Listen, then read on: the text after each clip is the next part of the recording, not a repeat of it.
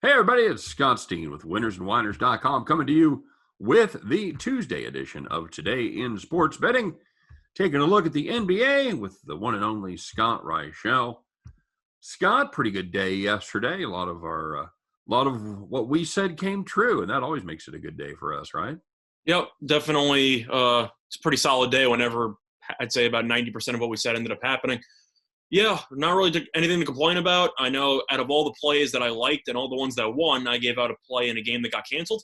Nice. So I guess that's just how it works out sometimes. But yeah, really can't complain. Solid day overall. And I feel like we had a pretty decent showing. Not bad at all. Yeah, I had a premium on a game where they switched pitchers about hour and 15 minutes before game time as Rodon developed some sickness. He was sick to his stomach and You're saying that he was down with the sickness. down with the sickness. That's Mhm. right. Oh, wow. I can't do Yeah. it. But he was replaced by Dallas Keuchel, who has not pitched well this season. I had no confidence in him being any part of that first five under. So that was a late scratch for us. And yeah. So anyway, let's take a look at the NBA first. Shall we, Scott? Man, no matter how big the schedule is, they can put two games on there, can't they?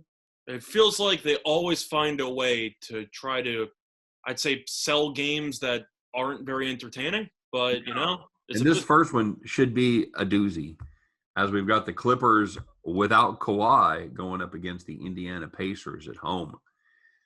Scott, is it true this is a bad Pacers team? Well, let me phrase it this way: they're not very good.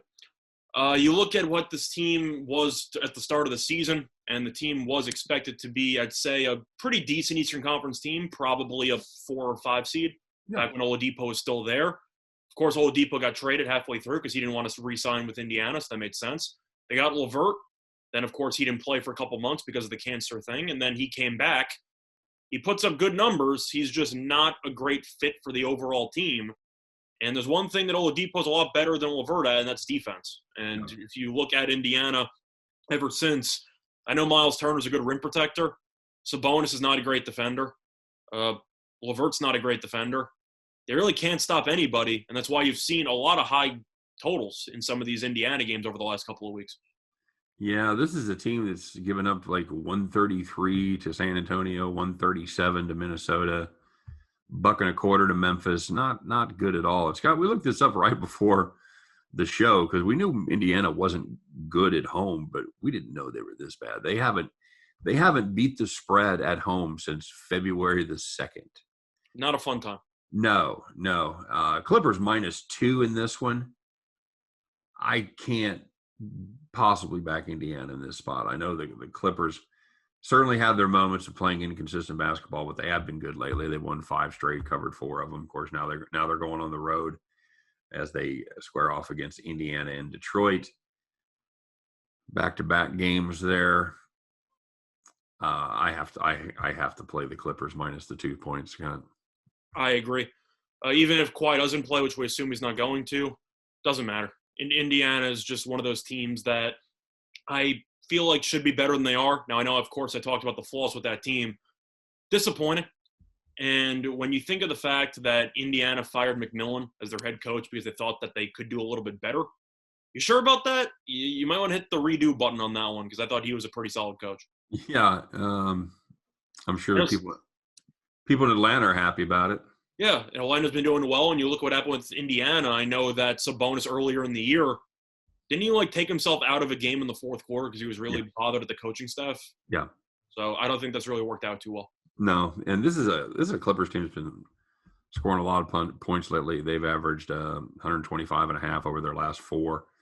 That just doesn't bode well for this Indiana defense that has trouble stopping bad teams because now they get a good team, and even without Kawhi, this team can still score. I like the Clippers here. I think we're getting an overreaction in the market to Kawhi's absence, and I'll take them minus the 2 points. Yep, I agree. All right, there you go. Well, that was quick and relatively painless, huh? Yep. Okay. Well, we'll see how the game turns out, but the prediction part was painless. Yes, the prediction part was very easy. It hardly broke a sweat. Scott, in the late game, it's a team that I can't shake. I can't rid myself of this team. I'm being haunted as they play. I think I've had to cap every game on this road trip. It's the Boston Celtics. headed up to the Great Pacific Northwest to take on the Portland Trail Blazers. You got to be more generous. The Celtics are now 2 games over 500. I mean, come on, this team's cooking. I can't with this team. I can't. I don't blame you. This team is really annoying. And truth is, I know that the Nuggets are another team that we've complained about. I know that Murray's now probably going to be out for the year. They were losing before that. So you're looking at Denver, who ended up blowing a massive lead against Boston in that game. They kind of did a pretty similar thing last night, not to the same degree. They just looked disinterested, and they look like they really just hit the off switch when things don't really go their way. So even though Boston, on paper, that's a good win against Denver, I'm not exactly sure if that's as good of a win as people are claiming it is. I think the jury's still out on that one. You're going to win a lot of games when the team you're playing puts up 8 points in the fourth quarter. Definitely true. Or really any quarter. Yep. Doesn't really matter. The math all works the same. Scott, Portland's a 1-point favorite here over the Boston Celtics. Are you a believer in this Celtics team yet? 227.5 is the total. I don't like this Portland team. So it's really just a spot where I don't like either team. I know Portland is 31-22. Team's been good, of course. I just can't get over the lack of defense for this team. And they're dreadful. They are dreadful against good teams. They're 6-13 against the number against winning teams. Now, I'm not sure if they're still possessing the second worst defensive efficiency in the history of the sport. I know that was the case about 2-3 weeks ago. I got to assume that's still the case because they still can't really guard anybody. I like Boston here if I really had to pick. You do? Am I thrilled about it? No. But Boston has won 3 in a row. And Portland, you lose to the Clippers on the road, lose to Utah on the road, beat Detroit. I'm happy for you, I guess, and then lose to Miami at home.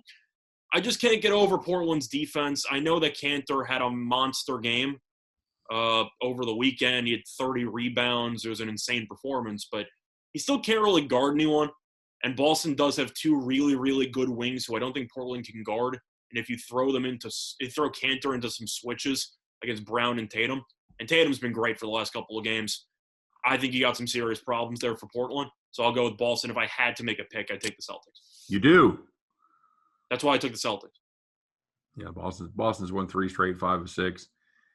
And it's an unusual situation for Boston because there's nobody on the injury list to speak of. You have Fournier on there, but that's really about it. And everybody's going to play, Scott. It's an amazing time. What a time to be alive in Boston. Everybody's playing? I haven't heard that in the NBA in like a couple months. I know, right? So, yeah, we'll see what happens. I'm waiting for a last-minute scratch before I get my hopes up, but we'll see. All injury reports subject to change. Yep. Results. So as it stands right now, you and I are on the same team. You and I are on the same side of this one. It means you should probably take Portland because Boston's killed you all season long. You're right. They have been my kryptonite. You know what? I'm gonna say lean Boston, but my official play is going to be the over. I can't disagree with that either. You're looking at a Portland team is beat up on some bad defenses. Yeah, you're looking at a Portland team that really is just a very solid over team because McCollum and Lillard, when they're on, of course, can each go for 40. And they give up, I don't like to brag, but they can give up 120 on I'd say a bad day or a good day. However you really phrase it for the sake of this. Yeah, and it's just kind of a bold stick here because Boston has been on a hellacious underrun. They've hit the under is hitting 8 of their last 9. Nice word choice. But you know who it didn't hit against? It didn't hit against Minnesota. What does Minnesota do? They have terrible defense. Okay. Mm-hmm. So, yep, I like that. I like that situation as far as the over goes. I doubt that Kanter's going to do what Karl Anthony Towns can do, but we'll see. We'll see. Yep. See if he gets those 30 boards again tonight. Mm. All right, buddy. Anything else on the board here? It's a pretty light day in the NBA. We've got. Well, I'm going to have a play today in the NBA, but I feel like you probably know what I'm going to be taking, so I'm not going to talk about that game. But, looking at the rest of the card here, Toronto's still one of these teams I don't understand. And I don't know if Trae Young is going to play. I'm assuming he's not because Toronto is laying 3 in this spot, which I think you'd agree with probably means Trae Young's not going to play. Doubtful, and Gallinari's doubtful. Or Trae Young's questionable, Gallinari's doubtful. So, do I want to bother with Toronto? Like Atlanta won anyway against Charlotte.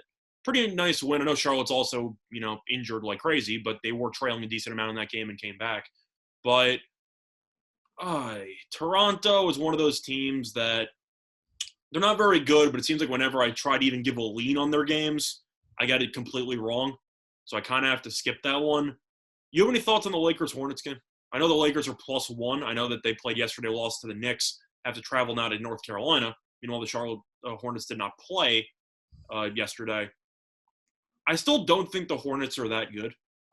And the Lakers, of course, play elite-level defense. Am I wrong for just liking the under? No, I know that there's no total there. I'm assuming you also would have to look at the under there. I've got 208 as far as the number goes, as far as the total goes. Okay, well, the game against the Knicks barely went over yesterday because of a 58-point fourth quarter, but that total's around 205.5. What do you think? Because Charlotte's offense, I know Bridges has been very good in the last couple of games. They just don't really have any weapons. You have Graham and Rozier. Rozier is going to have Schroeder on him, who's a very, very solid defender for a point guard. But on the interior, do you think P.J. Washington's going to have success on the boards against Drummond? Probably not. You wouldn't think so. You wouldn't. But, this Lakers team, they're built to disappoint us, Scott. Yep.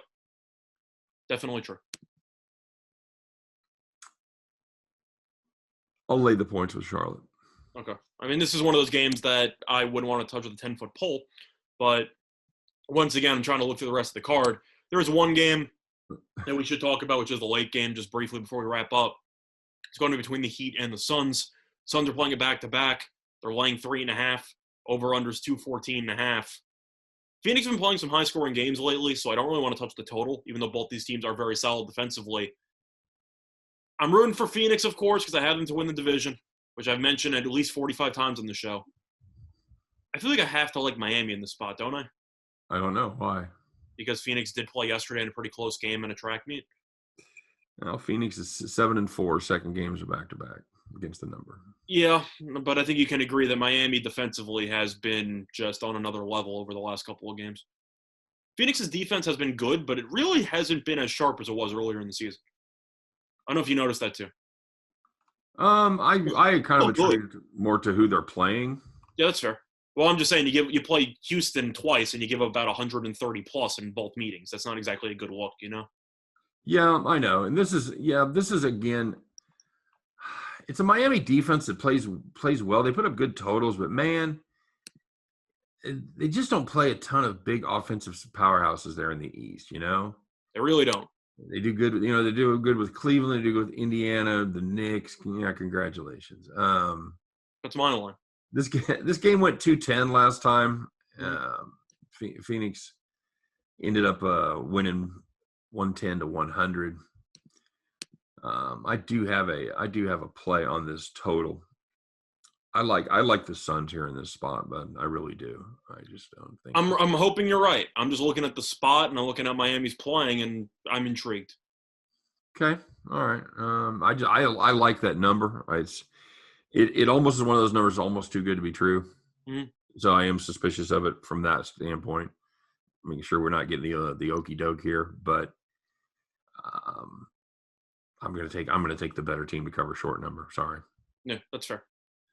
All right, very good. And, well, that's going to wrap it up because that's about every game on the board. So I know you've got to play on one of them. Godspeed. I mean, I don't even think there's any sugarcoating what I'm going to end up taking tonight, but we'll see. I know what you're taking. I think you're insane. But if you didn't know what I was taking, then I'd be worried about you. I know. We missed it by a point, by the way. It was at 16.5. So I'm just saying, can you blame me? Yeah, after tonight's performance. They're due, buddy. They're due. Oh, I will see about that one. All right. Well, there's the tease for that. Make sure you tune into Scott's video and check out his play of the day. And I've got a dandy play of the day cooked up as well over there. So make sure you always check out our plays of the day. And make sure you subscribe to our channel, all that regular stuff. If you're looking for more information on these games or any other games, just one spot for you, and that's winnersandwhiners.com, the preeminent site for all things sports betting related. Make sure you stop by and check out Winners and Whiners deep dives and predictions in every single game. For myself, for Scott Reichel, for all of us over here at Winners and Whiners, we appreciate you guys watching today. Wish you nothing but the best of luck. Hope every one of those tickets in your pocket turns into cash money back at the window. You guys have a great day. And we'll see you right around the corner on the Major League Baseball part of Today in Sports Betting. Take care, everybody.